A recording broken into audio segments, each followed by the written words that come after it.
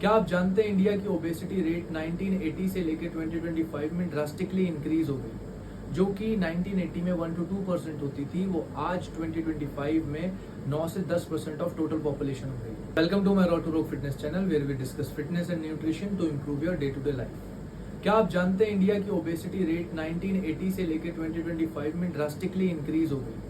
जो कि 1980 में 1 to 2% होती थी, वो आज 2025 में 9 से 10% ऑफ टोटल पॉपुलेशन हो गई। एट दी सेम टाइम आपकी जो फिटनेस रेट है, जो 1980 में 80 to 85% होती थी, आज वो घटकर 40 to 50% रह गई है। और इनएक्टिविटी रेट जो 20% से 25% तक होती थी, वो आज बढ़कर 50 to 60% पहुंच गई है। पर ऐसा हो क्यों रहा है, चलिए जानते हैं। इसके मेन रीजंस क्या हैं, वो आज हम डिस्कस करेंगे। सबसे पहला है sedentary lifestyle. Second is sedentary job replacing with your physical labor, rising in screen time, availability of all essential foods and grocery items online, fast food culture, technology जितनी बढ़ती जा रही है उतना हमारा मूवमेंट कम होता जा रहा है। तो ये भी एक रीजन है हमारे ओबेसिटी रेट के बढ़ने का।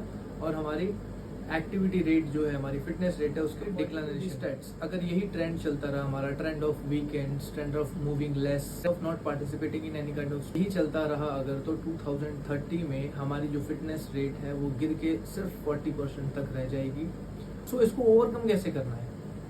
से no to fast food culture, okay, say no to compensatory habits. Compensatory habits क्या होती है? जिसमें कि हम पूरे सेडेंटरी डे को 1 आवर के जिम वर्कआउट के साथ कंपनसेट करने की कोशिश करते हैं, जो कि एक बैड हैबिट है। हमें इसको नो बोलना सीखना होगा। Same time say yes to nutritious food, say yes to high fibre food, say yes to raw food, say yes to more vegetables, say yes to move more, yes to 12,000 steps per day. अगर हम अपने yes और knows को clear कर लेंगे तो हम अपनी जो ये डिक्लाइनेशन इन फिटनेस है, इसको इम्प्रूव कर सकते हैं in upcoming years. Thank you for watching. If you find it helpful, please share it with your friend.